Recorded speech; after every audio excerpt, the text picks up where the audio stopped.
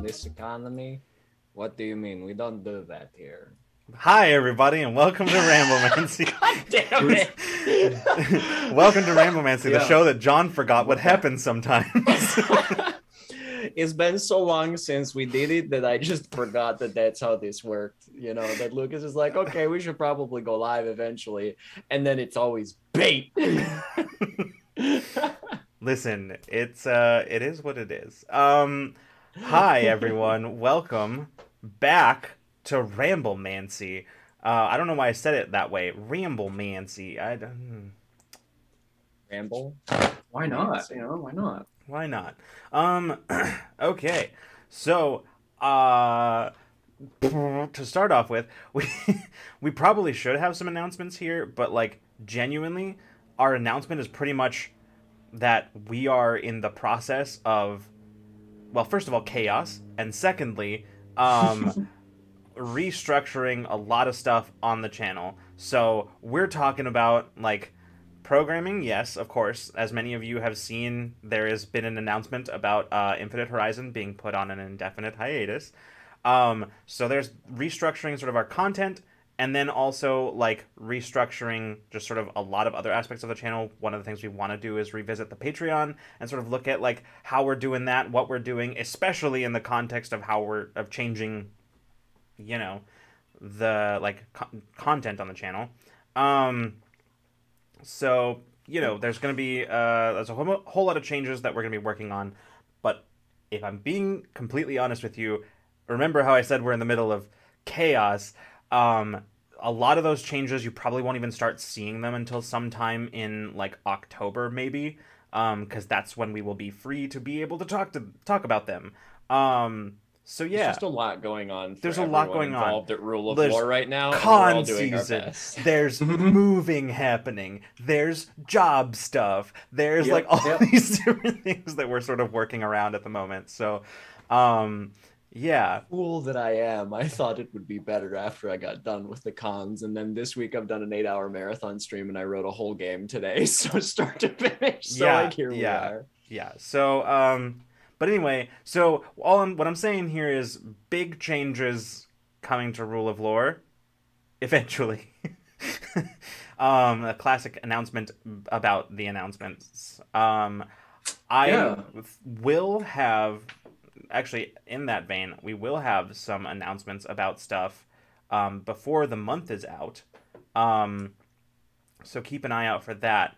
We are already in the middle of working on our like new next project for Spooky Month. I won't say more, although some of you who have talked to me elsewhere might know what I'm talking about. But yeah, most people won't know what I'm talking about. So this is the announcement. Before the announcement, we're getting ready. We're recording stuff for Spooky Month, so there will be some fun roll shenanigans during that time that I'm very excited for all of you to get to see. I think that's it. I think that's what I got. So, yeah. Yeah, we only got like we're only doing a couple more weeks in this month, right? That's and then right. We're going to be back to rest mode, Yes. sort of. Well, Yeah, sort of so- rest mode, not really for some of us. Yeah. I'm so Oh, bad at it, you guys. I'm so bad. I'm like, I'm gonna rest during this time. I'm like, oh, but I have all these ideas. Is it pumpkin ghost cats, Lucas? I can either confirm nor deny that there will be pumpkin ghost cats. That is something that you will simply have to stick around and stay tuned to find out. But yeah, so as Freeman was saying, yes, this is a good point. So we are only going to be here, I believe, hold on, let me look at the calendar, double check. We are only going to be here for the rest of August and the first week, probably the first 2 weeks of September, we'll have a Ramblemancy. We'll keep the 9th as a TBD. Because yeah, I'm gonna be like gone the following week, but I'm not leaving for a few days after that. So it depends on how I feel and how ready I feel to like go. Also, a friend of ours is getting married that day. That's So true. That's true. I may be busy with that. That's also true. So TBD about that one, but the rest of the next couple of Fridays we will be here doing this. We're looking at lining up some guests, so you might see some other faces on the channel as well during that time. But yeah. Yeah, that's what I got. So, yeah, that's where we're at. Hey John, what do you got for us? I have just so I have my problem this time is not that I'm like panicking because I don't have anything. My problem is like I'm like, where do I begin? Same. It's been a hot minute. And so like there's just kind of like so much fun stuff to catch up on. Like I published a whole bunch of games while I was out, and that was very exciting. But honestly, like I think the biggest thing that happened is I went to a couple of cons these last few weeks, and I like it was wild to be back at them. There was a certain amount of like, white knuckling through the days immediately following both of them, getting like seeing various people on socials post their positive tests that I had passing interactions with, but like I managed to get out of it. Again, wear your masks. Don't eat inside, friends. Don't take your masks off. And wash your hands. And sanitize the hell out of your hands and don't touch your face. That's my secret. But yeah, no, it was, I was telling Lucas this before the show. Gen Con had, a lower attendance this year at 50,000 than it did in 2019, the last time the convention was held pre-pandemic, which was almost 70,000, I think, that weekend. Sorry, Geek Outs makes an excellent point. Wash your phones when you get back to your rooms. True. Yes. When I got back to my room, I would take my mask off that I had been using that day, dispose of it, change my clothes, and then like wash my hands, wash my face, and wash my phone. So very, very, very, very on top of that. Yeah. So heck yeah. Rainey, I had no idea you were at 2019 Gen Con, and I wish I'd known you then. I keep finding out that people that I knew, or that I know now, were at 2019 Gen Con, and it is still endlessly funny to me when I find out that Dorky Duckling, JJ, was at Gen Con 2019, and I am like my arm or something is in a picture that like JJ has with one of the stream punks. Yeah, like I genuinely remember like standing in the background. Yeah, of it, I stood in line and had a conversation with her, like. And then it wasn't until we were like in a game together I was like, wait, yes, I do know you. Yeah, we talked in line at the Stream Punks meetup at Gen Con 2019. Yeah. So I don't know, like it was because I remember after Gen Con 2019 we had a couple of Gen Con Ramblemancies. And it was, I don't know, it was interesting being back, and I wasn't there last year. I know they did hold the con in person last year, but it was a very, very low attendance. This year, the people who attended both last year and this year told me that it felt still a little muted, but it still felt much more like Gen Con. Yeah, even the photos that I thought, I mean, I saw some of the photos from the showroom floor, and like it genuinely did not look. Because I remember being at Gen Con in 2019, and it was shoulder to shoulder everywhere, except for like within the like little like spaces that had like shops set up, But this time I saw the photos that I saw where I was like, is there like nobody at Gen Con? What's going on? There's room to walk? What is this? It was like the exhibitor hall was packed. Right. It was full, but it was full in the way that like you could walk pretty well through it. Not quite the way that it was like, especially in the mornings in Gen Con 2019 coming there, and it was literally shoulder to shoulder, just like packed in like sardines. Yeah, absolutely. Nico, hello. The boys are back in town. 34 months. It's so many months. I was not even aware that there were that many months. Just in general in the history of anything. That's our 3-year and that's our 3-year sub button anniversary in 2 months, by the way, if my math is correct there, which is bananas to me. Is that true? I think you might. I thought we hit affiliate in like June. Oh, you might be right. I think it was in June. Right. In June that we hit affiliate, because we'd started streaming D&DR in May, and we didn't hit affiliate until we were like somewhere in the middle of that. Oh, right. I think it was like June or July, somewhere in there. But yeah. Anyway, Nico's almost at 3 years of subscription. Nico is like one of the first people to like subscribe. That's why I was doing it in my head. I was like, I'm pretty sure that Nico is one of the first people that I think here. John and Karaoke Night were probably the first people who subbed on the channel. But yeah, that was back before you were like fully involved in the like behind the scenes at Roll. I helped with a little bit of writing for like Infinite Horizon, and then I showed up to mod stuff, and I was like, I'm just happy to be here, and now I'm everywhere. Yeah. So Geek Outs, thank you so much. 28 months. Damn, y'all, these are some numbers. So big. Hell yeah. Thank you. But yeah, it's it's good to be back. It's a little weird because I think this has definitely been our longest streaming break that we've ever had. Absolutely. Because I think we were like the longest one before this was like winter earlier this year when we were gone for a month, almost exactly. Yeah. And this was closer to like 2.5. Yeah, I think we took most of the summer off, basically. Yeah. So it's been wild. It feels good but strange at the same time, you know. Yeah, absolutely.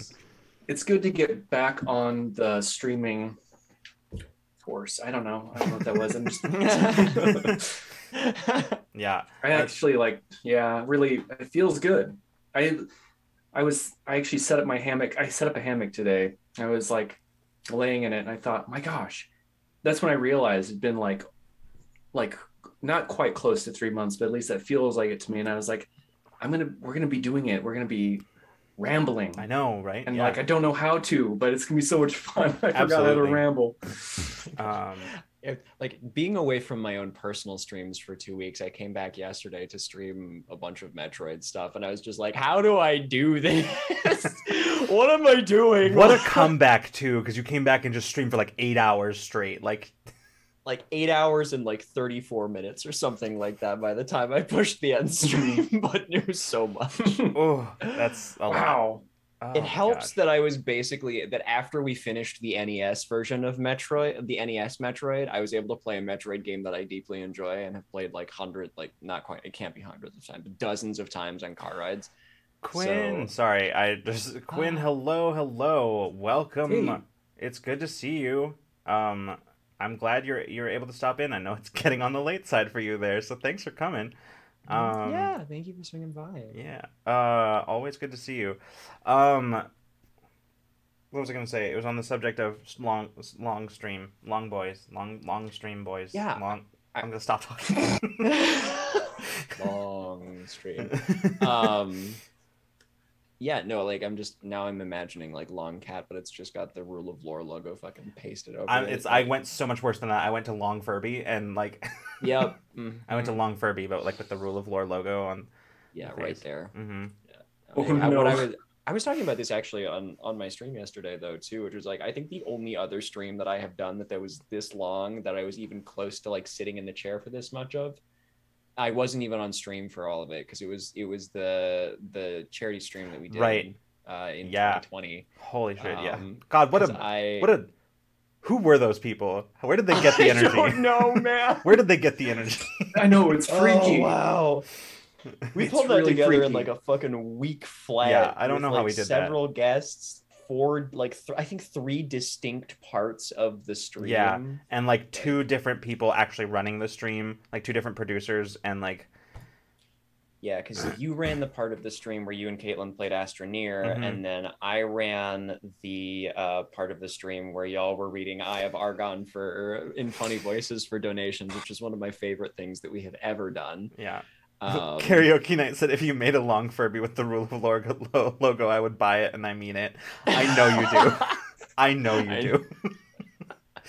There's got to be a merch store that makes that shit. Like I said, y'all have came back at an exciting time as well. Have y'all had the chance to look into the big D&D announcements? I have only been told about them. I watched the part of it that was just explaining one D&D. there's like a whole bunch of the stuff went up on YouTube like in segments. Like obviously there was like the whole stream, which I did not watch because I was like fully occupied during it. But I watched some of the stuff. I watched the thing about 1D&D. I have some feelings about it. I may or may not get into them on this stream. But I think overall my feelings about it were positive. I know Spelljammer just came out too, also, and So I want it, but like Spelljammer. also like saving money for things. The aforementioned chaos. So yeah, I was looking at the UA today for 1D&D. There's some stuff that I like, some stuff I don't like, but the good news is because it's D&D, you get to ignore the stuff you don't like. So I like don't have any like I don't have any opinions about it yet because I don't know anything yet really, other than just sort of like their general plans. I don't know how they're planning to do it, but I did hear that they are doing like physical digital bundles now. I'm not sure. I'm sure that I don't know if they plan to charge more for those or not, like a game, like a physical game that comes with a copy of a PDF or something like that. Oh, cool. But, I mean, that's I good. I did know hear. people have been wanting that forever, and like for the longest time, it was like before Wizards had D&D Beyond. I was like, okay, but they can't do that because like it's a separate company. Like they cannot Mhm. do that. But now they could. They could if they wanted to. Now they don't have any excuse. Yeah, I really genuinely do hope that they do that. And like even if it is paying a few bucks extra for a PDF, like big deal. They have to make the PDF to send to print anyway. Yeah, It's yeah. there, it's right there. So Freeman, do you are you aware of the changes that we're talking about, or I don't think so. okay? So Sounds for cool, for but context, hi, Vertiman, hello. hello. So basically the overview of it, and chat can remind me if I forget anything because I just watched the overview, which is that like they've basically decided that there's not gonna be at this time a new edition of D&D. They're pretty happy with the 5e rule set, and they're basically just sort of moving into what they call 1D&D, which is basically like from now on they'll be mostly focusing on revisions, which Okay, cool. so they're going to come out with like in the next like year or so they're going to be coming out with revised versions of the player's handbook, the dungeon master's guide, and the monster manual. And they've already started releasing some of the Unearthed Arcana like playtest material for that revised material. They're also going to be utilizing the tool that is D&D Beyond in a way that is like more than what they have done in the past. So they're actually going to be taking D&D Beyond and transforming it into like sort of a one-stop shop for like all your D&D needs, including a virtual tabletop. So like, ooh, yeah, cool. like a 3D digital virtual tabletop. So like if y'all have seen like Tailspire, like that kind of thing, using this is where I start running into problems with it, right? Because they're using the like Unreal Engine. Did they say Unreal 5? And I was like, so do you that's a not lot. want people to be able to use this? I don't like Roll20 barely runs on my computer. like so that's when you start running into problems. But like it seems cool, and like I know it's like, look, my issues with this have nothing to do with the thing that it actually is happening. My issues with it come from capitalism. My issues are with capitalism Yeah. because I heard the same tools being used as with everything, which is marketing stuff to us through the veneer of convenience, where it's like Mm-hmm. everything you need in one place. And I'm like, I think it's cool that they're doing like a virtual 3D digital tabletop, but also the only thing my brain heard was, great, I'm really glad they found a way of introducing microtransactions to D&D. So like Yep. so Yeah, I really hope that doesn't come to pass, but I have a oh feeling no, it it might. will. They're going to be sending like they fully have talked about how like in it they like fully have talked about how they're like going to have like packs that have like their Oh pre-made no. stuff, their pre-made maps and things like that. But then you can take those and sort of rearrange them however you want. But packs to me is the thing that stuck out of that whole thing. So I'm No. like, cool. So EA. I'm gonna have to like buy this, but then if I want to make like this scene, I'm gonna have to buy this pack, and then I'm gonna have to buy, and I don't know. So that's EA do that a lot and still does that? Like, yeah, I mean, you can make the argument that D&D Beyond already kind of does that because you can buy like piecemeal. You can buy like books kind of piecemeal, like you can buy classes or specific spells or whatever. So you kind of already can do that, but yeah. Hi, Orange. Orange, hello. Yeah, creating a closed ecosystem. Exactly. Yeah, 100%. It's like we are approaching a point. This is just a tiny bit of capitalism ranting again here, but we are approaching a point in history where a bunch of monopoly busting needs to happen again, and we need to understand that monopolies are not a good thing. Yeah. So like I have, like I said, I have my issues with some of the stuff, but it's not with like anything that Wizards is putting out with any of their products or anything like that. It's mostly with the model that capitalism forces us to operate under. Right. Of course. Ooh. But yeah.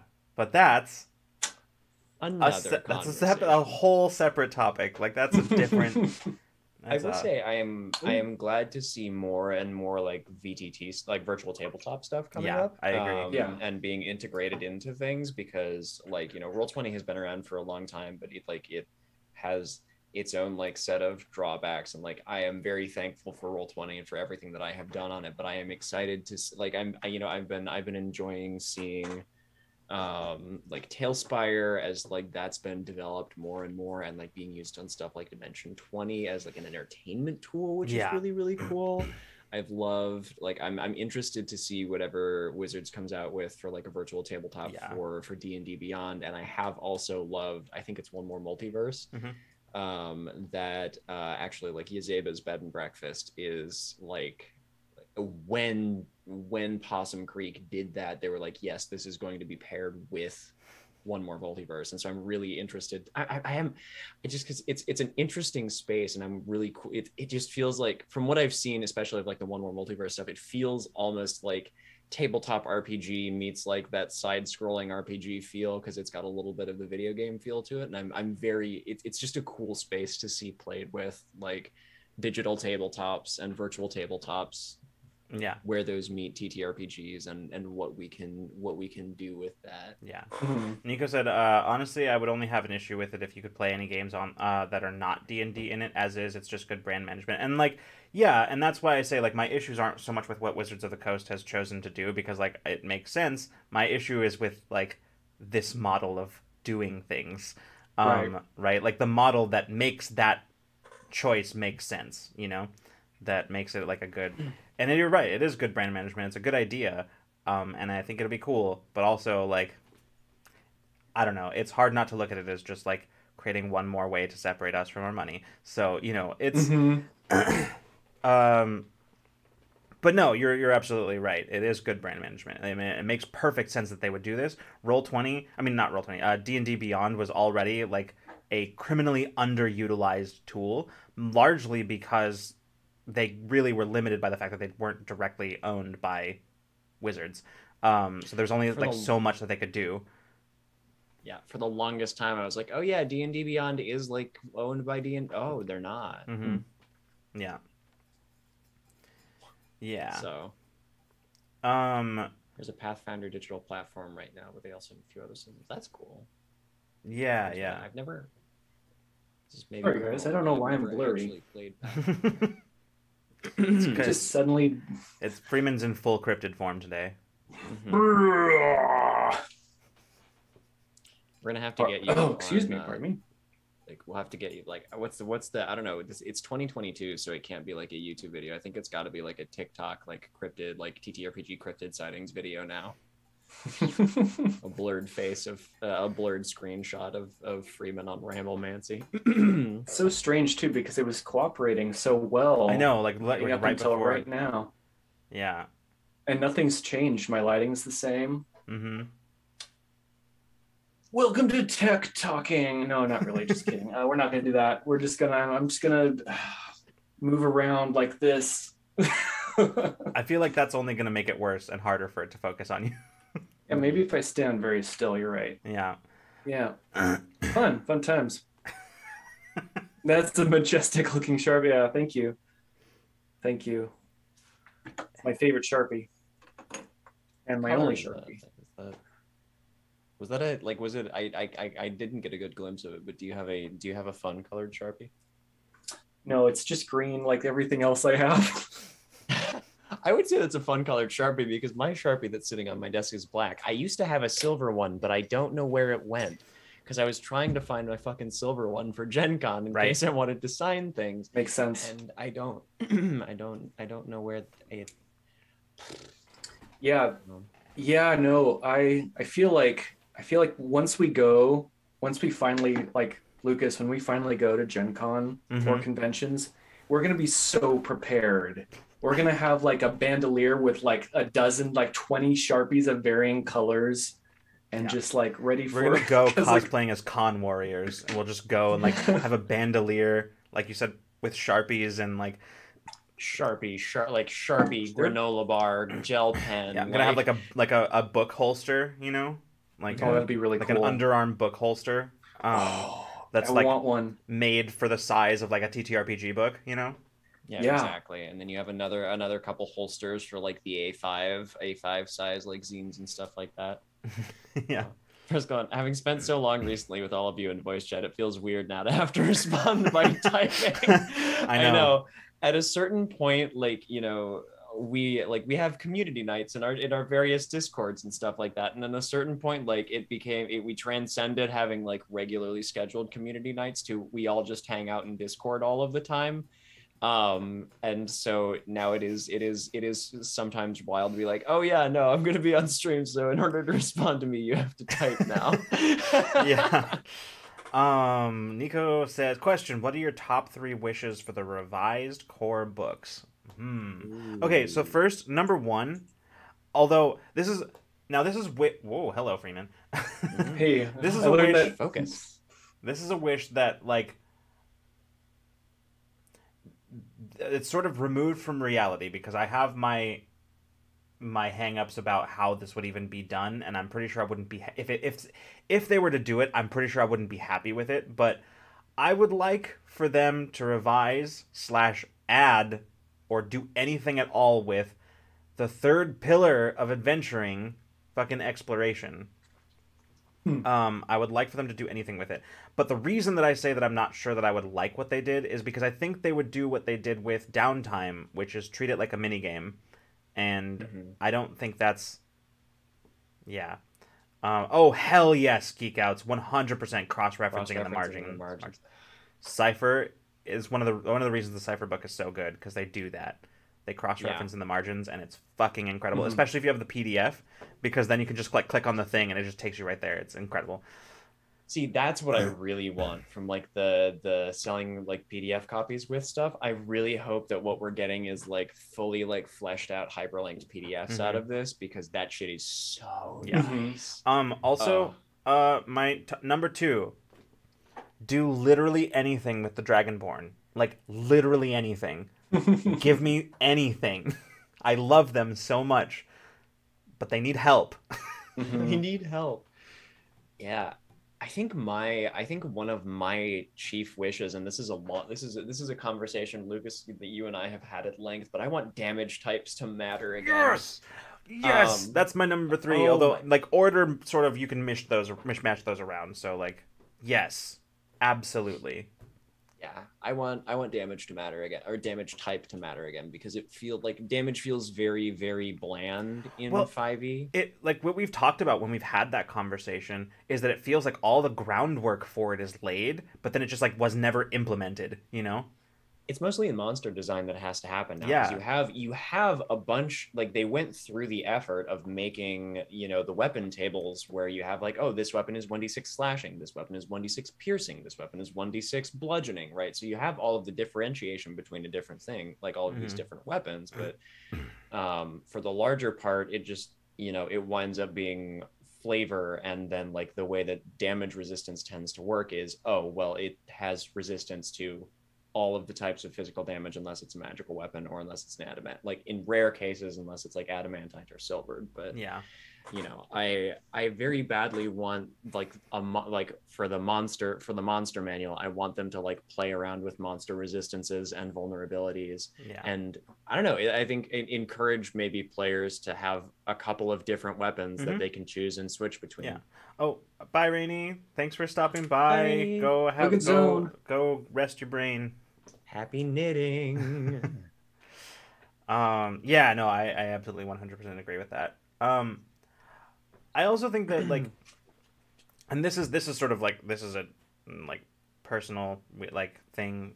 I'm not saying this is objectively bad. I'm just saying like personally one thing that bothered me is it feels like just from looking at the Unearthed Arcana and like listening to what they're planning on doing, if I understood what they're saying correctly, I feel like one of the reasons some of it bothers me is because I'm like, okay, but other people have already done this, addressed this issue in this exact way in a different game, like Level Up from EN Publishing, Oh yeah. or otherwise known as Advanced D&D. Like when it comes to like races and like lineages and that kind of stuff, like they already revised the entire way that happens, where there's like culture and like lineage and your like background, and those are like sort of like, and then there's destiny, and those are 4 different pillars of like your character. And so whereas like where like lineage is like your like what would be typically in 5e your race, but then there's culture, which sort of influence, which is built on like where you were raised, where and how you were raised, and then there's background, which is functionally similar to backgrounds in D&D, but I do believe in Level Up they actually did add feats with those backgrounds, or feat related like abilities like with those backgrounds, like what they're doing in the Unearthed Arcana. And then there was Destiny, which is the whole like a brand new mechanic that was sort of like a way of like sort of not prescribing, but like sort of setting a tone for what your character's personal arc was going to be. And then you'd get like good stuff, like you'd get abilities or changes, things like that from your Destiny. So from what I've seen of the Unearthed Arcana, which I will admit I skimmed kind of today, I was the thing that kind of gets to me is it feels like the way that they are revising some of these things are, it's like they're revising some of these things which I think need revision, so that's good, but they're doing it in the way that other people have already done it. And I kind of like when this is a bad analogy, but like when Skyrim like the anniversary edition came out with like a survival mode, you know, like a hardcore survival mode, and I'm like, okay, but modders have literally already done this way better than you will have done, you know, that kind of thing, right? Yeah. Like they've literally done exactly this, and it's better. I promise you, it's better. You know, right?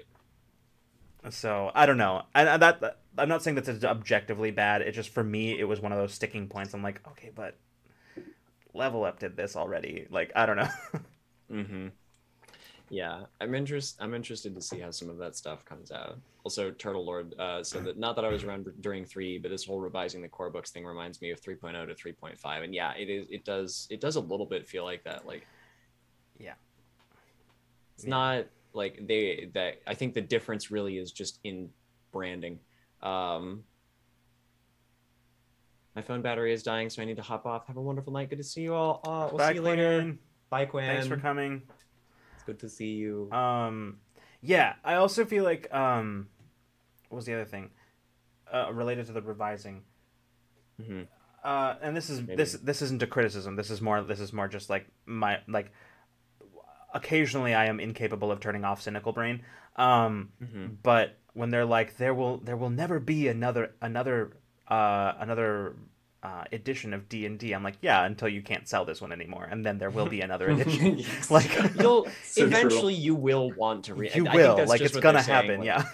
Not for the next 5 to 6 years, right? Absolutely. Means, I think like 6 D&D. They'll either call it D&D 6th edition, or they'll call it something slightly different with the D&D still on it. You know, it'll happen in maybe like 5 to 10 years or something, instead of in the next few. I don't know how long they typically go between editions of D&D. It feels like anywhere between. I don't know if there's like a standard length, but yeah. Because I think there's been spans where like it was the same edition of D&D for almost 20 years, and then a bunch of new editions of D&D in the span of 10 years. Like D&D remastered. D&D. Oh shit! Wait, hold on. Maybe the Skyrim comparison was apt because they'll just re-release it 6,000 times in the next 10 years, and like, it works. All right, D&D Next became 5e, so it's D&D Nextest. D&D Nextest, yeah. The next inning. Hire me, D&D. I'm great at branding. D&D no, Geek Outs, don't say things like that. No, don't even put that energy into the world, man. I was gonna say D&D, but it was so hard to try and wrap my brain around making that joke. Like actually, D&D the Reckoning. D&D. I like that. Yeah. 2 dungeons, 2 dragons. Yeah, there you go. D&D Neo. I'm here for that. D&D's a future past. Sorry, I'm gonna stop. Anyway, Ramblemancy. It's good to be back. Hey, Stormbringer. Hey, welcome. Hello. We're talking, as one might expect. We're talking through some of the, we're sort of chatting up about some of the changes that have been announced to D&D 5e. I'm sorry, 1D&D. I'm sorry, that made it sound like I think the name is stupid. I don't actually think the name is stupid. 1D&D to rule them all. Done with this. D&D 1, good. D and done. But I don't know. I think another wish that I do have for the revised books. I've talked about my wish for the monster manual, and I think my wish for the Dungeon Master's Guide is more magic. I want more magic item. I want lots of magic item. Yeah. Give me. You know what I would love, but it will not happen. But that's okay because if I really want this, I can just do level. I can just run level up. If y'all don't know what I'm talking about, by the way, you should check it out because it actually is very cool. I was very obsessed with it for a while, and I still would love to run it one day. It's Level Up or Advanced 5e from EN Publishing. Something I would like to see come back is templates. Yeah. Like either monster templates or like magic item templates. Posting a link to the to Level Up in our Discord. Yeah. And also, just to be clear, I don't think Level Up is like a replacement for 5e. It sort of does a different thing. So like I'm not saying like Level Up is better than 5e. I wouldn't know. I've literally never run it or played it, but I have read through the book a little bit and I think it's very cool. It sort of is to 5e what Pathfinder was to 4e, I think, which is sort of like a return to an older edition using the design sensibilities of the current edition. And so I think I would like templates, which I think would address what you're saying, John, and also what Nico is saying. Where it's like it will give you more magic items, but by way of giving you the tools to make them yourself. And that I think is where making the switch from Pathfinder 1e to 5e for me, that's where I sort of felt like I lost the most, was in tools to make my own things, Yeah. I think another like the as an extension of that, a thing that I also want is I would like prices for those things to return, or at least like suggested prices for those things to return, because like gold always feels like, unless you're a wizard in 5e, gold feels super useless. Like I never know quite what to do with it. Like clearly they have figured out a rate at which to give you gold to some end, but then like I don't know that they ever give you really a way or a suggested price range or a way to price magic items. So like, one of the principal things that, at least in past editions of Dungeons and Dragons, that, an adventurer would be like, I would like to go buy some stuff at a shop, and they give you a way to generate what's at the shop with like loot tables and stuff like that, but they don't tell you how much to price those things at. And so it's like, well, I guess I'll just have to figure it out. So that's a thing that I think that I would like to see come back.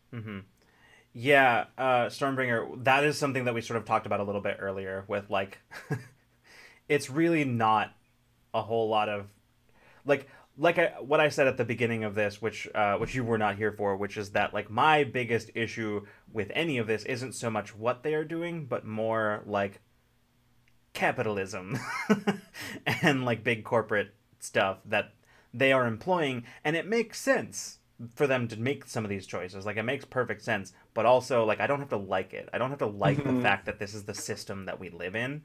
And that's mainly where my issues come from. But anyway, yeah. Um Yeah. Karaoke Night says, I've been into Matt Colville's action-oriented monsters, and I think it makes combat way more interesting. I'm still learning how, but I think it will be a permanent thing in my games. Yeah, and see, I that's the kind of stuff too that I would love to see in like the Dungeon Master's Guide, or like in the either in the Monster Manual or the Dungeon Master's Guide, or like as part of like a section that has like monster templates and stuff about it, like that, like stuff like that. it wasn't me this time. I love Colville's like action oriented monsters video as well, and that whole kind of like system that he builds out there. I think it makes combat feel much more interesting, and it introduces so many like cool ways to spice up combat with very familiar enemies. Like and that's a thing that like just as a TTRPG editor working on 5e content, that is something that I see often is people trying to play with monster action economy and giving them more and more interesting things to do. Yeah. So like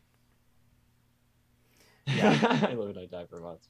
Same with someone on chat or on stream that's teaching. Yeah, all right, thank you. I've already been roasted. Yeah. Stormbringer, yeah, absolutely. Cypher is absolutely a like excellent system. Just oh no. I keep forgetting that exists. But yeah, no, like Cypher's definitely great. Like it's a great system.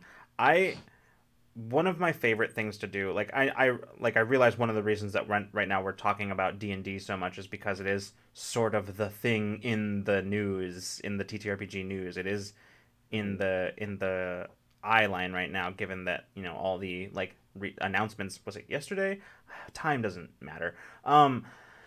Yeah, so like but one of the things I've really enjoyed doing in the past is bringing design, like either not necessarily like mechanics. This is like maybe going to be a weird thing to explain. Not necessarily mechanics from other systems into D&D and vice versa, but more like design sensibilities.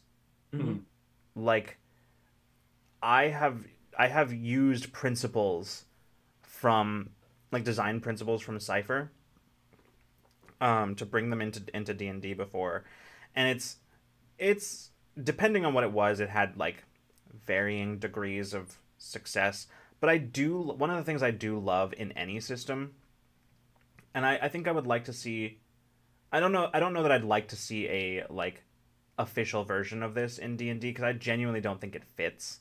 It's just sort of one of my own weird little quirks, is some sort of like system by which players can barter with the DM, you know, where there's this sort of exchange of like, you know, oh, I would like to do this, and the DM goes, oh, well, spend this and I'll let it happen. Or, you know,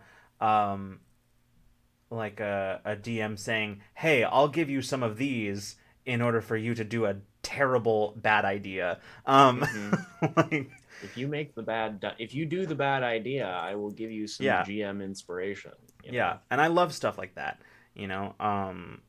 Or it what it does in my estimation is it adds the ability for the GMs to say to have answers besides a sort of like a binary yes and no, right? Not that you can't do that anyway without those things, but what I'm saying is it makes it easier to kind of like have, it incentivizes other options, because if the player is saying like, can I do this? And you're like, no, but if you spend this, you can get this much of it, right? You know, and like that kind of thing. I love that kind of thing. I love mechanics like success at cost. Those are always fun, right? Where it's like you failed the roll, but you can make a success at cost, where it's like you did succeed, so you didn't fail the roll, but something's gonna happen, like something bad is coming, you know. I love all those kinds of mechanics, and those are things that I think are missing from D&D for all of the reasons that we all already know. Like they're just anyway. Yeah. Question: how would you add power shifts to 5e? I would argue 5e already has power shifts in the form of feats. True. And that's maybe a sort of simplistic way of looking at them. But to be honest with you, I mean, the short answer is I wouldn't.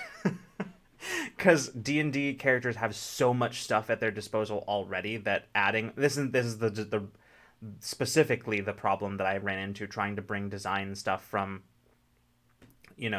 from Cypher into D&D, is that D&D characters, particularly at higher levels, mid to high levels, have so many tools and abilities at their disposal that like adding in something that gives them more options is either overwhelming or just doesn't get used. So suggest allowing hit dice to be used as a bonus action to create a superhero feeling. Yeah, I suppose. That's one way. I suppose it'd be interesting to try it out for like a one shot. I mean, just as like for science type thing, I mean, this is kind of a thing that already exists in Dungeons and Dragons, but power shifts are the idea that you are exceptional at a particular thing that your character does, right? So you have 6 stats in D&D as opposed to Cypher's 3, but you can also take power shifts. Power shifts you can apply to a lot of things. I know in Cypher system, but I think if you wanted to do something like that, something else that you could consider doing is like increasing the maximum, like the stat maximum for any of the 6 stats, and so like as like a way to power shift. So like an additional, like you can get an additional 2 in any of those but stats. Again, there are feats that do that already, so like, and there are magic items that do that already, and so that like it's kind of, there's an overlap in design space there, right? And I think my issue, the reason I say I wouldn't do that is because I don't even know how, because that's a little bit what your class abilities sort of do anyway, right? Like they're built like what power shifts do, kind of, right? But just with more flavor than power shifts. Right. Yeah. Because power shifts are just a thing that you have that are a mechanical benefit that you get to sort of assign the flavor to. Right. Whereas 5e gives you the flavor as well. So I don't know. I don't know. I don't know how I would do it, but my instinct is that I wouldn't, because I just don't think they're compatible with what 5e does. So. Yeah, I don't know. Yeah, that's fair. Or not that they're not compatible with what 5e does. It's just I don't think there's a way of introducing them in the way that they're distinct from, like, just the stuff you get from leveling up or from feats or whatever. So. And because power shifts in D&D would be kind of irrelevant because your characters are already supernaturally good at the things they're good at. Thank you for the answer. I agree. I was just curious what your thoughts would be. Yeah, no, it was a good question. Like that's an interesting question to try and answer. Is like, do power shifts fit into 5e, and like, is there a way to do that? And I'm sure the answer to that question is you probably could figure out a way to do it. But I think the best answer is that it kind of already has that in the stuff that it. I realized that exists. I realized that my favorite mechanics in any game are like meta mechanics, like what I talked about with like the barter system, like some sort of like narrative resource, like what Nico was saying. Like those are my favorite kinds of mechanics in a game. The ones that aren't necessarily reflective of anything in the world or in the fiction of the game, but they do sort of serve a narrative purpose.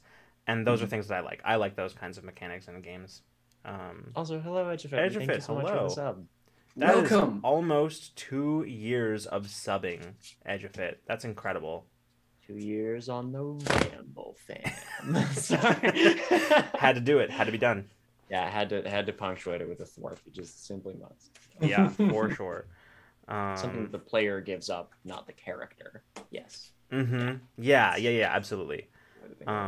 It is one of the things, it's a very simplistic system comparatively, but it is one of the things that I love about Lasers and Feelings is that you ask the GM a question, and in my experience, those questions, like, the way that rule is phrased is you ask the GM a question that they must answer truthfully. It doesn't say about the game. It just says you ask them a question. Like when we were playing Monsters and Microphones, I rolled like the middle one, and I rolled one of those questions. And I was like, "How are you doing, John?" And like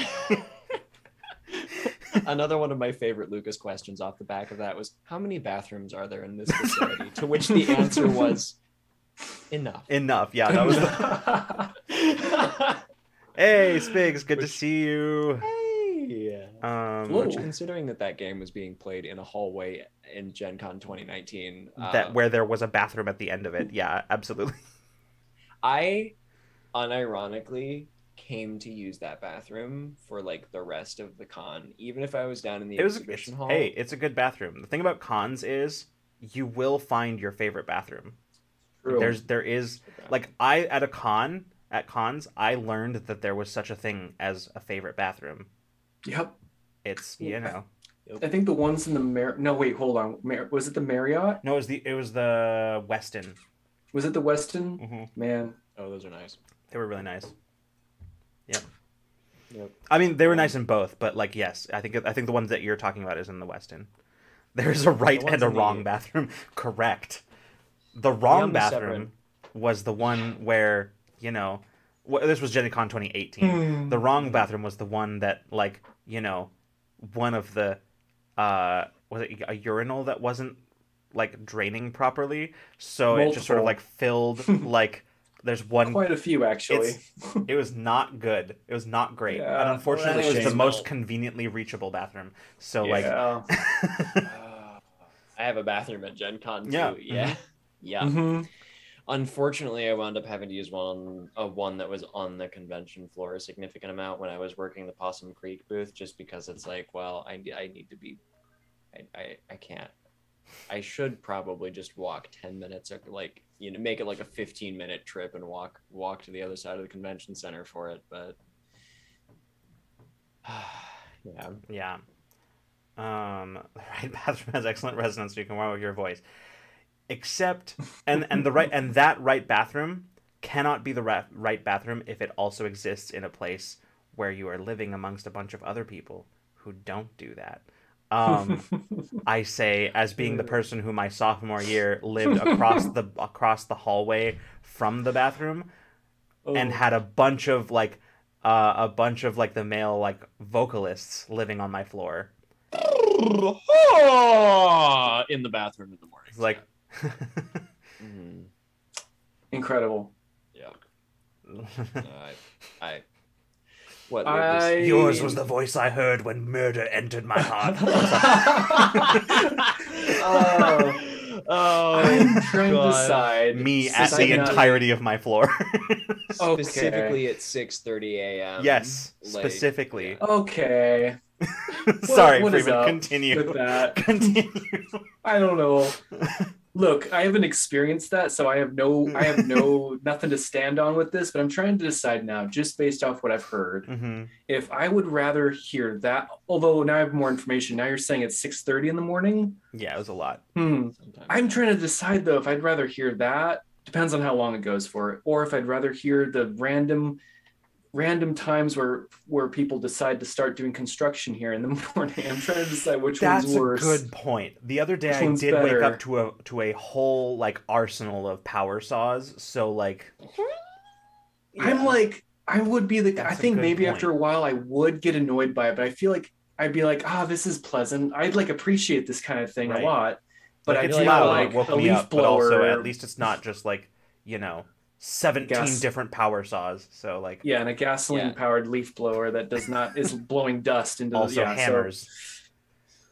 Instead what you're getting is just like coming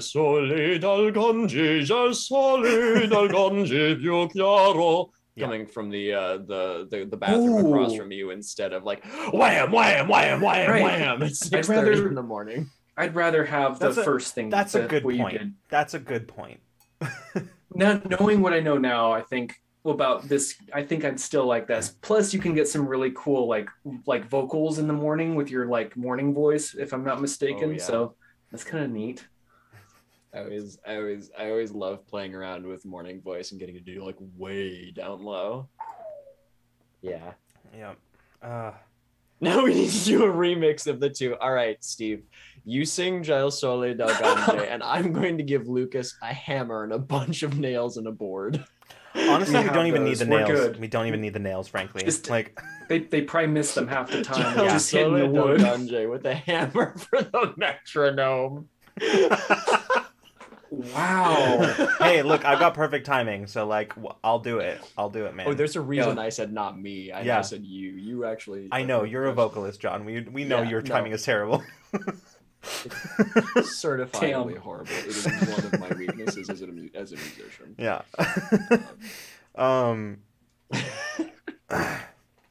Cue the music roasts. Mm-hmm. Oh, that's true. I remember when we were playing Monsters and Microphones, Lucas was like, "I can tell this was a game written by a vocalist." I'm like, "I know, I know." Wow. It's true though. Wow. No, it super is. Interesting. I was like, "Excuse me? Why is there no rhythm section here, John? Why is that not one of the roles?" Right now, I could have spent more time with the roles section in that game. So anyway, why spend lots of money on a timpani when you could simply get a hammer? Oh my gosh. Steve says, I'll also say, John, that I'm a singer. I don't have rhythm. Absolutely bleeds into the advanced singing world. Oh, I can only imagine, except it's probably so much worse when they're like, yes, I'm a professional opera singer. And it's like, buddy, you still got to keep time. You still got to keep time. No amount of skill in the world excuses you from having to keep time. Bill. Hey y'all, what are we rambling about? We're kind of rambling about everything and anything today. We talked for a while about D&D and like the new D&D news, and we've kind of just been joking about. Now we've been most recently talking about what's preferable to wake up to at 6:30 in the morning if one must be awoken at 6:30 in the morning. The sound of construction or the sound of your fellow sophomore voice majors vocalizing in the very resonant bathroom across the hall. The very public, very resonant bathroom. Yeah, very public, very resonant bathroom. It's a free-range ramble here. Geek Out says, what are your thoughts on the D&D movie trailer with Chris Pine? Yes, that's my thoughts. The world is your drum is definitely missing from character traits in your game. I'm going to have to make a supplemental. Okay, that's fair. Sheet. Listen, okay, that's fair. As a drummer, I have to say, I may give vocalists a lot of shit for like stretching the hell out of every resonant space that they come across.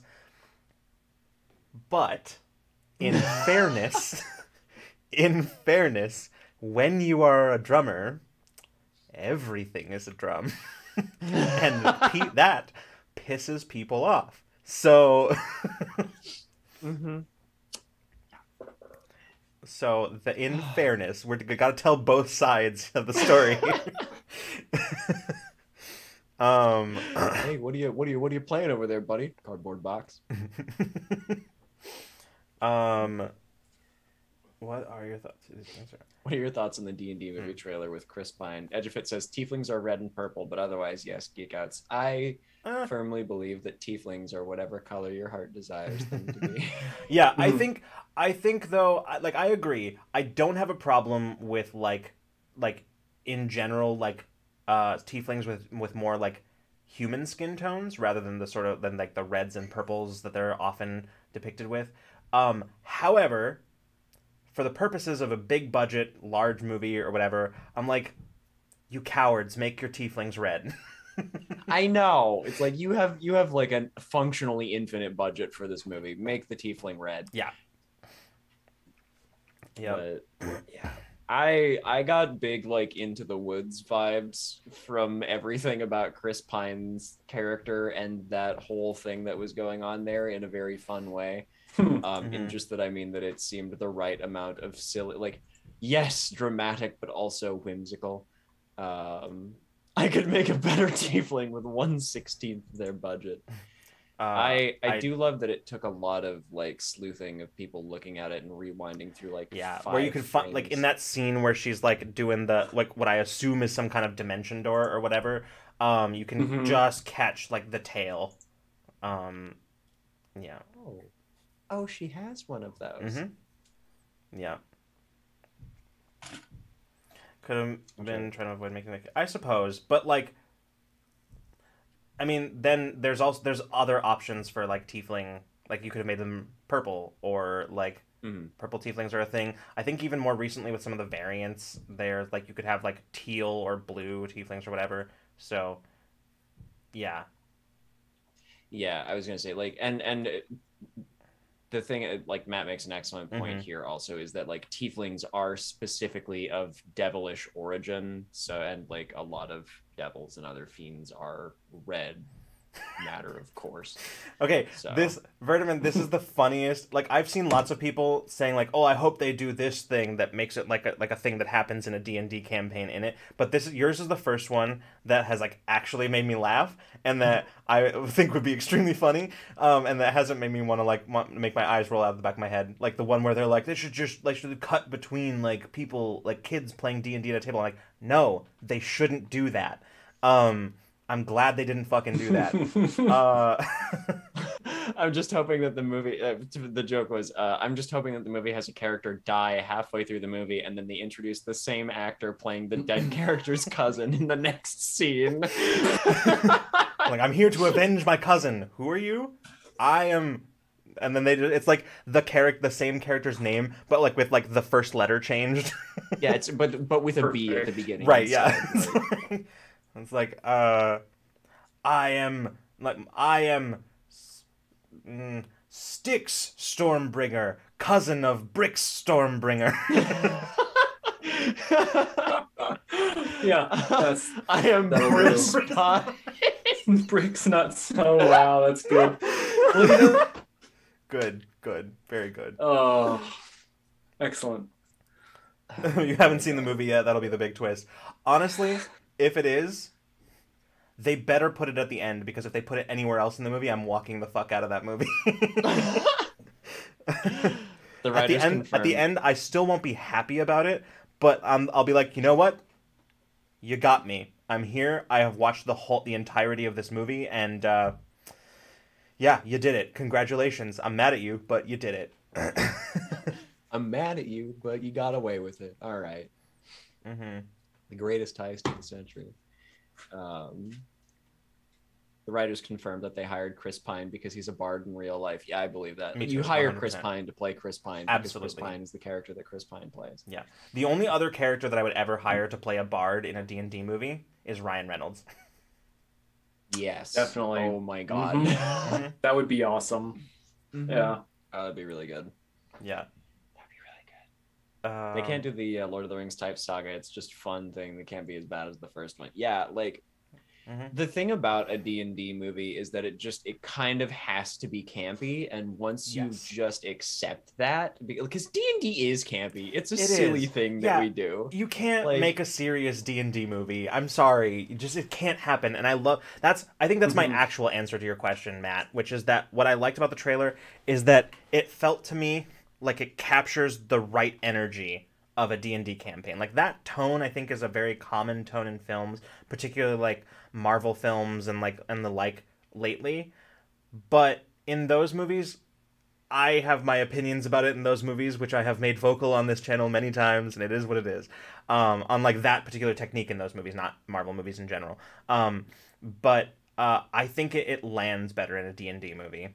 I think that style of humor, that style of like, it lands better in a D&D movie because it is Yeah. making a nod to the origins of the movie, which is a bunch of friends sitting around shooting the shit, playing elves and wizards and hobbits around a table. Like Yep. it's Exactly. yeah. Yeah. Looks campy and fun, and they pulled monster designs straight out of the 5e monster manual. I know, I love that too. Like just Also watching- spells. Also spells. Mhm. They pulled them straight out of the book. It's great. Yeah. Yeah, I had a great time. I watched and rewatched that trailer several times just to go through and be like, oh, and that's gone. Oh, and that's gone. Oh, and that's See, gone. Like, Bill, and that's that monster, and yeah. Bill, in a post credit scene, I wouldn't hate it. I would love it actually in a post credit scene. I think that would be great. And if they do that, I will, you know, absolutely. Yeah. Oh gosh. Everybody will be filing out like expecting like the teaser for an entire multiverse of D&D movies, and then that is what happens, and everyone's like, what? And I'm just gonna be there in the back like golf clapping like brava, like 100% stuck the landing. Yep. Yeah, I can edge of it. I can tell you that I have like a near infinite capacity of no shits to give about like a druid turning into an owlbear, and so I'm very glad that seems to be largely the consensus. But also, we all know that actually that's not how we all knew it was shape works in the player's handbook. We all immediately I saw it and I was like, I know that there's going to be a part of the internet that's going to be really mad about this one particular thing. Yep, I know. Owlbears are such a cool thing, though. Yeah. And like, this is also just like a thing that, especially since this has always been a thing that is strange to be about monster classification, is like the way that they do, like it's allowed to have one tag or like one keyword for what it is, which means that there's a whole bunch of things that are like objectively just kind of wildlife that aren't beasts. And I'm like, I'm not sure if this is here to prevent druids from wild shaping into them, or if it's just here because of like some sort of arcane like rules of classification of D&D monsters. But I'm like, I feel like you should be able to have one or two descriptors for these things. Yeah. I don't know. I think I don't have a problem with the whole like. I know I've in a conversation with Bree the other day. Bree takes issue with the concept of monstrosities as a thing at all. I disagree.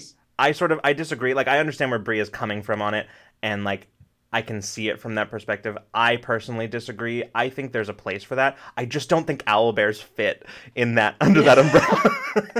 I just think there's a lot of things under that umbrella that just don't belong there. I think there's a place for it. I don't think that, but I think there's a lot of things there that just don't need to be. Displacer beast is a monstrosity. I'm like, why is this not a beast? It has beast in the name. Yeah. It's just a Feywild panther. Yeah. I also like the consensus of mostly gays who are like, make the tiefling purple, and a bunch of neckbeards complaining about one of the coolest moments in the trailer. Yeah, absolutely. Yeah, there's the section of the internet that's like, make the tiefling purple, you cowards. And then there's the section of the internet that's like, actually, druids can't wild shape into an owlbear because they're a beast. And there will be CR limitations based on the estimated level of all of these characters. Like, yeah. Please stop.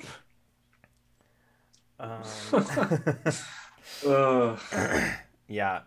No, new life is being breathed into this content every day. Let it happen. Yeah. Yeah. Oh my guys. Wait, owlbears are considered monstrosities? Yeah, because I think I think the lore for owlbears is that they are like a result of a wizard meddling, or they were an entity that was created by magic. I guess I just summoned Bree because hi Bree. I summoned Run. Love you guys. Oh my god, Bree, we were literally just talking about your pet thing to rant about for 5e, which is the classification of monstrosities and beasts. So yeah, literally not that long ago. Amazing. Honest to God, like all you have to do to summon Bree is start talking about anthropology or natural like adaptations in nature, and poof, there she is. Yep. All monstrosities are beasts. Look, I disagree with you on that point, but I don't think that all monstrosities should be monstrosities.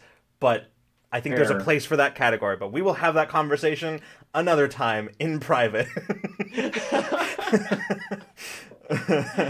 Oh my god. Okay, fair.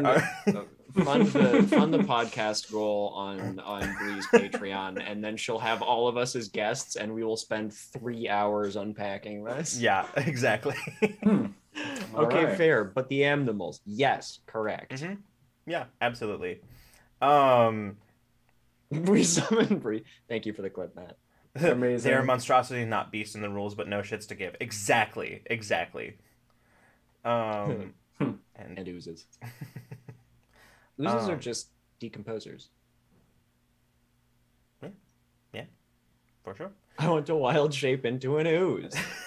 I support your desire. Well, to now wild you can shape play a into an ooze. plasmoid and ooze person, which is not the same as playing an ooze, but I mean it kind of is.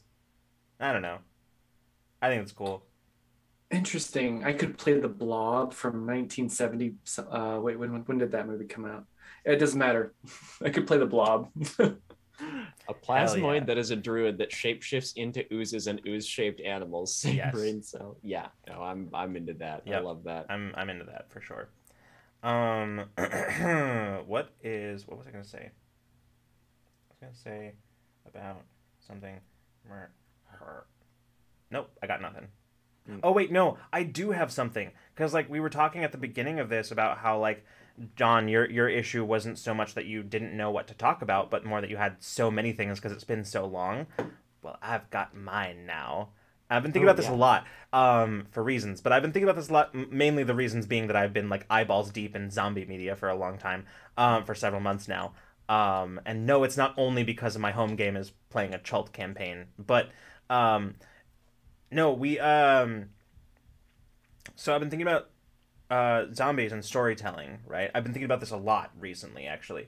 And one of the things that I think is interesting, anybody watched the like late, I know the two of you haven't, John and Freeman, but has anybody watched the new Walking Dead show, Tales of the Walking Dead? It's basically an anthology series following various characters. Bye, Bree. Bye, Bree. Thanks for stopping by. Thank you for stopping. But yeah, so like anybody, it's basically an anthology series that follows various groups of characters in the world of The Walking Dead. First episode stars Terry Crews and Olivia Munn as an odd couple pairing, and it's fucking incredible. First one was okay. That's fair. I mean, like, so the reason I think it was incredible, and this is actually what I wanted to talk about, is the way that like that zombie media is in line at Target. Incredible. Nice. Well, thank you for being here. Happy wedding shopping, and thank you for stopping in while you're in the line at Target. So the reason I think it's incredible is not because it's like I think it is an episode that understood the zombie genre as far as narrative goes. And like I won't give any sort of spoilers, but basically in that it's about two people who are trying to grow their way back to connection. Not necessarily like with each other, but just sort of generally. It ends up being with each other, but like in general, they're growing towards connection.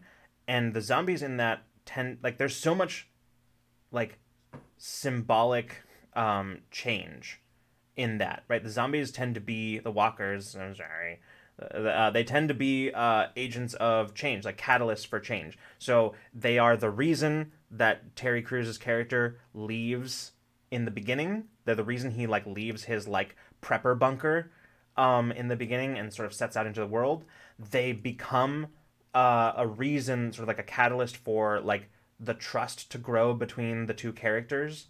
And like in my mind, like that's what the like that genre, like subgenre, zombie media is about, right? It's best when it's about people, because otherwise it's just like, if it's not about people and connections and that kind of thing, and like the things that people have to do to survive in those circumstances, then it basically just becomes like yeah, there are zombies and we're gonna kill them because it's extremely uncomplicated and morally unambiguous, and you know, it's just like, what's the coolest way to kill these zombies? And it just turns into a roid fueled action, like whatever, which, like, don't get me wrong, every once in a while I do enjoy those, but they are what I like to refer to as narrative popcorn, in that yeah, it's fun. Right. They are like, you can, take it, but there's not really a whole lot of substance to it.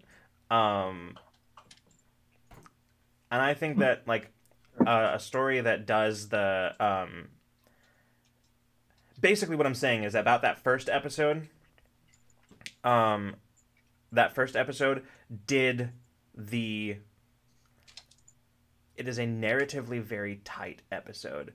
Not necessarily in terms of like plot holes or whatever, because I think that's sort of, if you didn't notice the plot hole the first time around and you had to like stop and think about it, then like did it matter?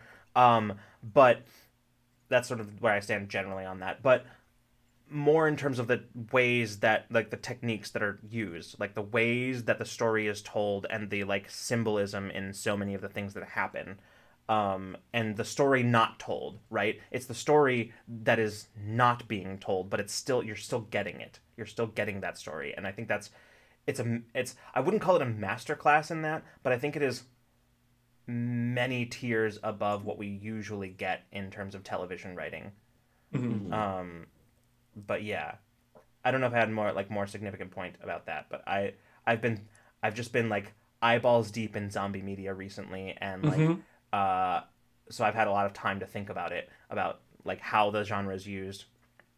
I think what got me started thinking about this was like watching the episode of Adventuring Academy on Dimension 20, where Ivan Van Norman is the guest from like the first season of Adventure.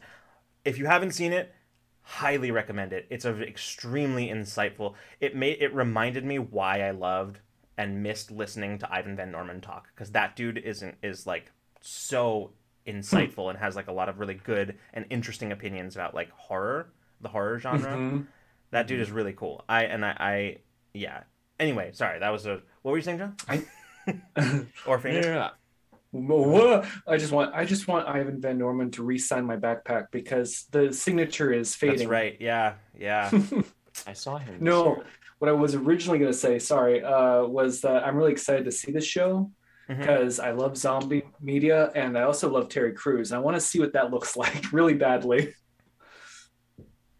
Yeah. Yeah. Okay, yeah, sold. They did focus more on the people. Maybe better than okay. I can use more Olivia Munn. I agree. We could always use more Olivia Munn. Anything that I've ever seen her in, I'm like, that was great. I need more. Like, yeah. I need to play a short run of Outbreak Undead at some point. Yeah, I mean, like, I would love to do that if somebody else is running it. Because I'll be honest with you, I tried to learn Outbreak Undead a while back, and I gave up pretty quick. And that's with having the actual play from Geek and Sundry, the We're Alive Frontier. So it's a lot. It is a lot. Yeah. You also have to. It's also very intense too, depending on which version you play. So there's that as well. It's pretty. Yeah, it can be pretty. If you choose to play it grimly, you can play. Yeah, for sure. If you play it as yourself, Yeah. It's so much fun. Yeah, like there's a lot of things that I think are cool about the Outbreak Undead system, the mechanics. I really liked depletion. I like depletion mechanics. I like the depletion mechanic for weapons, because it sort of saves you from having to like track. Like in Cyberpunk Red, you track your ammunition, and that seems a lot more irritating in a game with guns than it is in a game where the ammunition you're tracking is bows and arrows. So I like depletion mechanics. The depletion die is very cool. Aha, yes. That's right. That's cool. That was I got this. Was it 2018? Yeah. Yeah, 2018. The battery finally died. Got to get a new battery. Guess that means you're not a zombie anymore. True. I didn't even know this whole time. Ooh. Yeah. Yeah. Wait, so, John, was there some you were gonna say? I brought up the zombie. What was you were gonna say something about that earlier? Yeah, no, I was just gonna say it's just been really interesting, like as you've been consuming a lot of zombie media over the last few months, like listening to you talk about it, and it is really interesting to hear like about zombies and the end, like the apocalyptic like themes of a lot and like elements of a lot of these shows being used as a catalyst for change. Like a lot of it's just interesting to think about from a writer's standpoint, like the way that this is just like another way to break a certain stagnation or to push something over the edge, like using zombies not as, like you said, like that, like just necessarily a roid fueled like blood and guts killing spree kind of thing, but as a narrative tool. So I don't know, it's just interesting to think about in that way. So. Yeah. I'm sorry, I just saw Stormbringer said use Stay Alive in the community building in Numenera. That's interesting. Now that's an interesting thought. I had never considered that, but now I might have to think about it. Because that's very cool, and I don't know why I didn't think about that before. That's a good idea. New thing coming called Bloomed Earth. I don't think I've heard of that. What is it? But yeah, no, like there's so many, like, it's not that you can't tell the stories that you are telling in zombie media in any other form. You can. It's just that I think the types of stories that you can tell in zombie media are a more concentrated version of that because there is an existential threat attached to them. Right? Like, you can tell those types of stories in, like, if it was just sort of like modern fiction. You could tell stories about people, like, reconnecting. And quite frankly, I have a lot of opinions about, like, the modern short story, but we're not going to get into that. Quite frankly, I think most modern short stories that I've read are that, right? It's people who have become sort of separated from their community or their people or whoever in some way or another, become socially distant in some way or another, usually through grief or maybe just through like an exploration of like mental health. And then they kind of, it's a story of their journey to reconnect. You can tell that story, absolutely, in like modern day, but I think you can tell a more concentrated version of that story when there is an existential threat that is also uncomplicated, right? Because that is the thing. That is the thing about, I think if you had asked me what I liked, I mean, if you had asked me when I was a teenager what I liked about the zombie genre, I don't think I would have had a good answer for you. But looking back on it, I know that the thing I liked about it then was the fact that it was a morally uncomplicated enemy. You can't reason with it, and you can't, like, stop it, and it is going to eat your brains. That's all it wants. It is going to eat you. Like, nothing morally complex about that, you know? But having something like that, like in a genre like where there is an existential threat that is morally uncomplicated, allows you to tell a more concentrated version of that story of reconnection, or a story of just connection, period, or like of like, you know, sort of dealing with one's own trauma through the metaphorical use of zombies. Literal zombies, but the zombies are metaphor. You know what I'm saying? Let's see. Question: who did zombies better, Marvel Zombies or DC Blackest Night? I genuinely have, as much as it pains me to say this, as a DC fan, I don't know anything about Blackest Night, so yeah, I don't know either. So that is a question that over me. I unfortunately have no ability to answer that question. What I will say is I did like in Marvel's What If, the zombie episode was dope. I thought it was very cool. Edgefit says, do you have a favorite zombie media? For me, it's 28 Days Later. I think that's a good one. That is a very good one. It kind of takes a weird turn in the middle, or towards the end-ish, and I didn't like it after that point, but before that, I thought it was cool. There's so many good ones. Man, I thought Cocktease versus Zombies was pretty good. So good. I was surprised. Yeah. Zombieland is good fun. Zombieland is good fun. Sure, Zombieland is good fun. it's a good example of what I was just talking about. Like that is a story. Like that's not a story about zombies. That's a story about people connecting. Exactly. That's a found family story. Yep. Oh man, I love Woody Harrelson. Yeah. The Aether story, like Nico's, is the Aether storyline of Call of Duty Black Ops Zombies, and he says it has everything: Nazi zombies, time travel, occult magic, eldritch beings, and Jeff Goldblum, a critical part of any top tier zombie thing, right? Wow. I think Jeff Goldblum factor. Yeah. Geekouts, I do I do also like the original Dawn of the Dead. I think that's very interesting, even if Romero's like metaphorical usage of zombies as like a stand-in for like American consumerism was extremely clumsy. I do like that movie. Cockneys vs. Zombies is amazing, but it's also a bad movie. Yes, it is. It absolutely is, but at least it's fun. It's fun. It gets and zombies. Yeah. It reaches that threshold of so bad that it goes back to being good, in my opinion, I think. Yeah. It's like it's a bad movie that you can forgive it for being bad because it's fun. I forgot. Wait. I forgot that there was an actual movie made of Pride and Prejudice and zombies. Yeah, that's right. I didn't know that was real. Yeah. I am today years old. Mm-hmm. God, I don't even know. I'm trying to think. There's so many. I don't know if I have Actually, that's not true. I was sorry. I was thinking exclusively movies. That's not true. So, my favorite, I think, is still Z Nation. It was Sci-Fi Channel's response to The Walking Dead. Z Nation is still one of my favorites. That is like zombie media tied in with comfort media for me. For whatever reason, I watch it for that. Yeah, it is.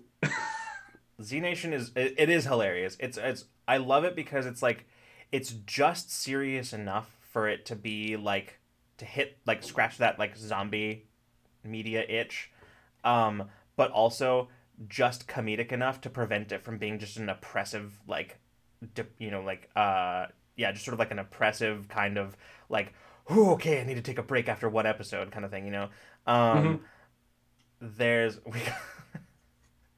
and found families in there too a little bit as well. I think that's a story that think it was good because like it was a story of people coming together and becoming kind of a family to each other, but without focusing on like a lot of interpersonal drama. And all of the interpersonal drama there was purely about their survival, and about people compromising that survival or people with differing ideas about how they survive.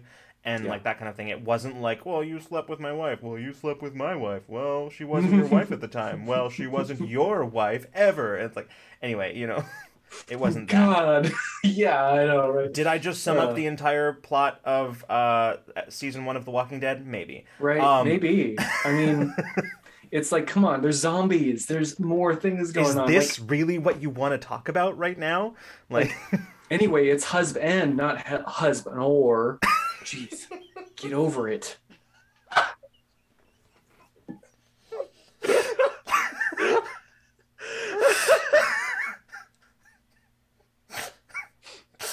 That was incredible, Freeman. Holy shit. Oh wow. Husband. Oh my god! I'm putting that one in my back pocket. It's somewhere that I fucking joke, Freeman. Oh my god! Fucking. I know incredible. I know I read that somewhere in the past because it stuck with me. So, and it just came up spontaneously. I saw Black Summer was also good. It was weird and it was weirdly cerebral, but I liked it. I didn't think I was going to, and it took me years before I actually started watching it, and I'm glad I did. It was pretty good. Very, very different tone, set in the same universe as Z Nation. Very different tone, but interesting. Yeah. I loved Black Summer. I thought it was very good. I liked it too. Um, and honestly, not a whole lot of dialogue in the first Mm-hmm. season, at least. A lot, like about maybe twice as much or three times as much dialogue in the second season, but also still not that much. Like, Mm-hmm. it's yeah, mostly Which visual definitely, storytelling. exactly. I love that. And it added some spookiness, Mm-hmm. I think, to the story as well. Yeah, Having the a lot more like face and like physical acting that had to yeah, happen. Yeah. exactly. Which we're not lacking in a zombie apocalypse, let me say. Mm-hmm. Yeah, yeah, Stormbringer. You would never know it from like just watching it, but yeah, it's sort of like a not technically like a direct prequel for Z Nation, but it is sort of like the story of how it starts. Um, yeah, of like how that whole thing starts. So, because like they reference Black Summer a lot in Z Nation, as like the time when it was worse, when it was the worst, and a lot of bad shit happened. Um, and then yeah, and then so this is the story of Black Summer. Um, although in fairness, season 2 takes place far in the north, so it's more like Black Winter. Um, Mm-hmm. but yeah, um, yeah. Let's see. I think those have might be my favorites. The Walking Dead, like franchise is sort of I consider it sort of in its own place, and it sort of has its own scale for me. Mm-hmm. But genuinely, Fear the Walking Dead is my favorite, and it's very good. And I think if you like zombie media and bounced off The Walking Dead, I think you should give Fear the Walking Dead a try because at its worst, it is still better than The Walking Dead. Um, at its I would say it's about the same as The Walking Dead at its best. At its worst, it is about the same as yeah. That's what I was trying to say. Um, and so also bonus fewer characters die for literally no reason. Characters die at when it is narratively satisfying, not just for shock value. So that's another thing that it has over The Walking Dead. Um, Oh, yeah, that's good. mhm. um, Oof. The Walking Dead: The World Beyond is actually in the most recent Media Club list. You can check out more about what I had to say about it there. But I did like it. I thought it was interesting. Mm-hmm. Um, we are Yeah. at the end of our time, past it actually, but As is tradition, we have gone almost exactly 10 minutes over our usual yeah, Look at time. that. So as it was Huh. written, so shall it be. Anyway, it's good to be Hmm. back. yeah, it's gonna be back. We're gonna be here, like I said at the beginning. We're gonna be here for a couple more weeks. Um, we're gonna be here for at least through September 2nd. The 9th is gray area. We're not sure yet because I might not be. I'm gonna be leaving for a while, and I might not be ready. It depends on how close to leaving, how close to being ready to leave I am at the time. And then John has some things that might keep them occupied as well. Mhm. So we'll let you know as it gets closer, probably the week of, frankly. But at least as far as next week and the week after that, we will be here on Ramblemancy. We might even have some guests, depending on who is available on relatively short notice. So yeah, we'll be here. I don't think I have much more to say about it than that. So, Yeah. um, thank you so much, everybody who came and hung out with us tonight on our first stream back after our break. We Yeah. will, y'all, if you want to keep chatting about stuff, you can join us in Discord. If you're not already there, if you got more stuff to say about some of the stuff we've talked about tonight, because we did cover quite a few topics, you can get it on in the Discord.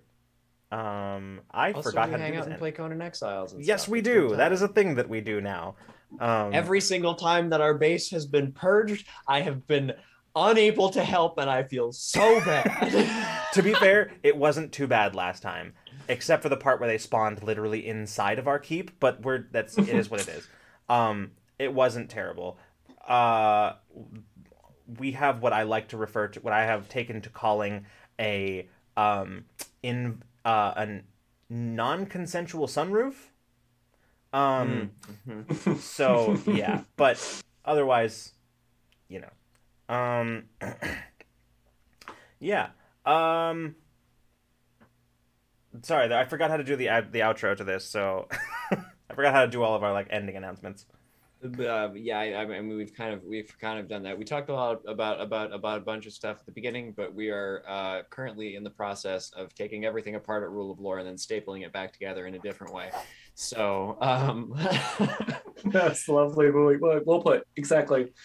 But you. there's still things here like the Patreon. If you want to support us there and get cool content, we are still doing Media Club, which is I think it's like once or twice a month, I believe. And we have our tabletop tool chest, TTC, which is little tidbits of storytelling that we create that you can use for your stories. So just like little skeletons of narratives. And I've almost forgotten like what was the last thing we did, but it's there in the Patreon. Just go and look. And also like, that's right. Yes, fantasy. Yeah. Always down to do fantasy. I think that is just like an evergreen orchard that's just with fruit everywhere hanging. I'm just talking till and also if you're watching this on YouTube, just like laugh at me all you want. It's fine, and hit the subscribe and like, of course, because and comment. Yeah, absolutely. Like the algorithms with a comment and a like and a sub. Feed the algorithm together. As you know, Infinite Horizon has kind of been put on an indefinite hiatus for the foreseeable future. But you can still revisit all of your favorite moments of Infinite Horizon, both on the YouTube, as Freeman mentioned, and also on podcast, everywhere that pods are cast. So you can go check that out, literally right now if you wanted to. But yeah. Thank you for that, Amethyst Cat Lady. But yeah, thank you so much everybody for coming and hanging out. Everybody who's subbed, thank you. Yeah, we will hopefully see you next week for more Ramblemancy. But if not, we'll see you the next time you decide to come roll with us. Good night and good zo.